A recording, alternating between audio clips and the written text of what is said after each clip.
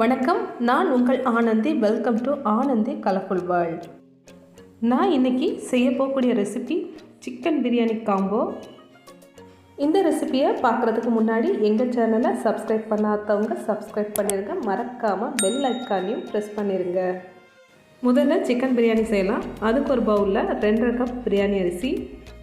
நான் எப்போவுமே பிரியாணி செய்கிறதுக்கு இந்தியா கேட் தான் யூஸ் பண்ணுவேன். அரிசியை நல்லா கழுவி எடுத்துகிட்டு வந்துடலாம். அரிசியை குக்கரில் தான் வேக வைக்க போகிறோம். 1 கப் அரிசிக்கு 2 கப் தண்ணி சரியாக இருக்கும். 2.5 கப் அரிசிக்கு 5 கப் தண்ணி சரியாக இருக்கும். எந்த கப்பில் அரிசி அளக்குறோமோ அதே கப்பில் தான் தண்ணியும் அளந்து ஊற்றணும்.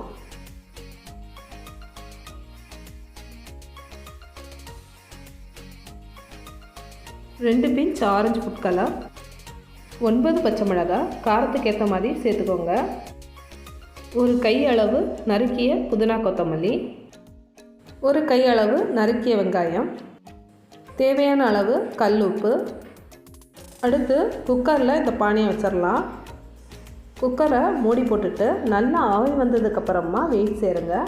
வெயிட் சேர்த்ததுக்கப்புறமா 2 விசில் வந்ததும் உடனே அடுப்பை அணைச்சிருங்க. நல்லா ஆவியெல்லாம் போயிடுச்சு. வெயிட் எடுத்துடலாம். வேக வச்சிருந்த சாதத்தை பானையிலிருந்து ஒரு பெரிய கடாயில் மாற்றி நல்லா ஆற வச்சு எடுத்துடலாம். இந்த மாதிரி செய்யும்போது சாதம் ஒன்றோட ஒன்று ஒட்டாமல் பிரியாணிக்கு நல்லா உதிரி உதிரியாக இருக்கும். 6 பெரிய வெங்காயத்தை நீல வாக்கில் இந்த மாதிரி கட் பண்ணி எடுத்துக்கோங்க. ஒரு பேனில் தேவையான அளவு நெய் சேர்த்து இந்த நெய்யில் தான் நம்ம வெங்காயத்தை பொரித்து எடுக்க போகிறோம். நல்லா கோல்டன் ப்ரௌன் வரது வரைக்கும் ஃப்ரை பண்ணி எடுங்க. இந்த ஸ்டேஜில் எடுத்துடலாம். இதுக்கு மேலே போச்சுன்னா கரிஞ்சிரும், நல்லா இருக்காது. அதனால் கரெக்டாக இந்த ஸ்டேஜ் வரும்போது எடுத்துருங்க. அடுத்து அதே நெய்யில் 1/4 கப் முந்திரி பருப்பு நல்லா ஃப்ரை பண்ணி எடுத்துருங்க. அடுத்து அதே நெய்யில் தேவையான அளவு கிஸ்மிஸ் சேர்த்து ஃப்ரை பண்ணி எடுத்துருங்க. முந்திரி பருப்பும் கிஸ்மிஸும் ஆப்ஷனல் தான், உங்களுக்கு பிடிச்சிருந்தா சேருங்க. முந்திரி பருப்பும் கிஸ்மிஸும் சேர்க்கும்போது கல்யாண வீட்டில் பிரியாணி சாப்பிட்ற மாதிரியே இருக்கும். அடுத்து முட்டையை வேக வச்சு எடுத்துடலாம். அதுக்கு முட்டை மூழ்கிற வரைக்கும் தண்ணி சேர்த்து குக்கர் 1 விசில் வந்ததும் அடுப்பை அணைச்சிருங்க. முட்டை ரெடி ஆகிடுச்சு. நல்லா ஆறுனதுக்கப்புறமா முட்டை ஓட்டை பிரித்து எடுத்துருங்க. அடுத்து சிக்கன் ரெடி பண்ணிடலாம். அதுக்கு குக்கரில் தேவையான அளவு ரிஃபைண்ட் ஆயில் சேர்த்து எண்ணெய் நல்லா சூடானதும் 1 டீஸ்பூன் சோம்பு, 1 பட்டை, 2 கிராம்பு, பிரியாணி இலை 1, ஃப்ரெஷ்ஷாக அரைத்த இஞ்சி பூண்டு பேஸ்ட் 3 டேபிள் ஸ்பூன். இஞ்சி பூண்டு அரைக்கும் போது 2 பச்சை மிளகாவும் சேர்த்து அரைச்சிருக்கிறேன். இதை நல்லா ஃப்ரை பண்ணி எடுத்துருங்க. அடுத்து ஃப்ரை பண்ணி வச்சுருந்த வெங்காயத்தை சேர்த்துக்கலாம். வெங்காயம் சேர்க்கும்போது பாதி அளவு சேருங்க, மீதி பாதியை கடைசியாக யூஸ் பண்ணிக்கலாம். 3 நாட்டு தக்காளியை அரைச்சி சேர்த்துக்கிறேன். நல்லா வதக்கிக்கலாம். தேவையான அளவு உப்பு,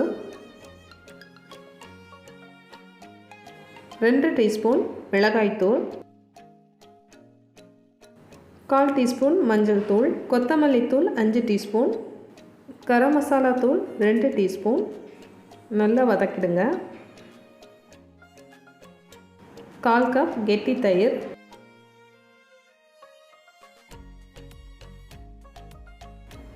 சிக்கன் 1 கிலோ சேர்த்துக்கலாம்.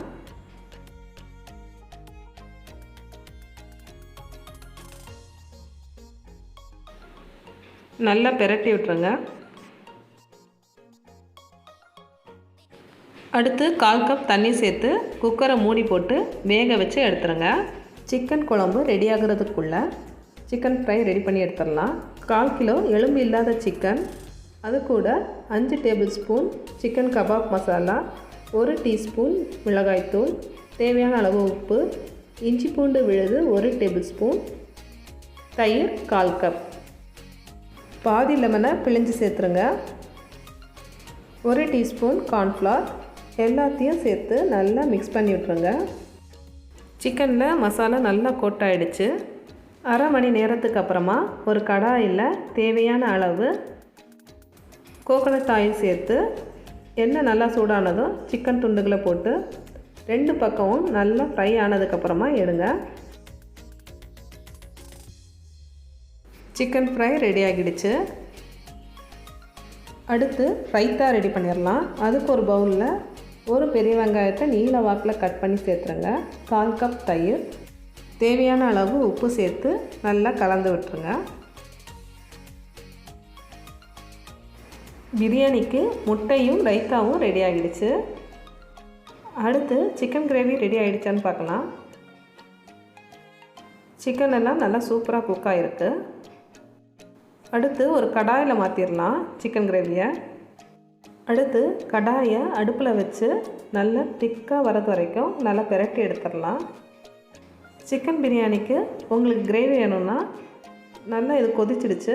இப்போ ஒரு பவுலில் சிக்கன் கிரேவியை கொஞ்சம் எடுத்து வச்சுக்கலாம். தனியாக சிக்கன் கிரேவி செய்யணும்னு இல்லை, இந்த கிரேவியே சரியாக இருக்கும்.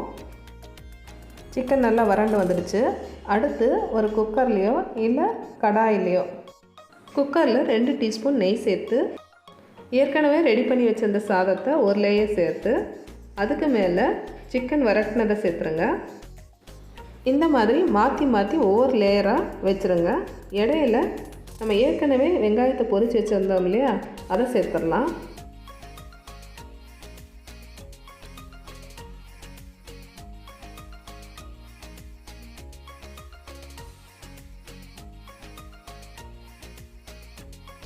கடைசியாக மீதி இருக்கக்கூடிய பொரிச்ச வெங்காயத்தை எல்லாத்தையும் சாதத்துக்கு மேலே சேர்த்துருங்க.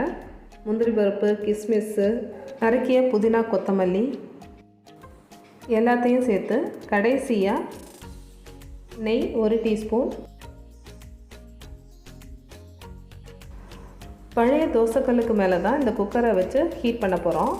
பிரியாணியை தம் போடுறதுக்கு குக்கரை மூடி போட்டு வெயிட்டை சேர்த்துருங்க. லோ ஃப்ளேமில் 10 நிமிஷத்துக்கு அப்புறமா குக்கர் மூடியை திறந்து பார்த்தா பிரியாணி வாசம் செமையாக வந்திருக்கு. எல்லாத்தையும் நல்லா கலந்து விட்டுறலாம். ஆரஞ்சு ஃபுட் கலர் ஒரு பின் தண்ணியில் சேர்த்து இந்த மாதிரி கலந்து விடுங்க. மறுபடியும் குக்கரை மூடி போட்டு 5 நிமிஷத்துக்கு லோ ஃப்ளேமில் அப்படியே இருக்கட்டும்.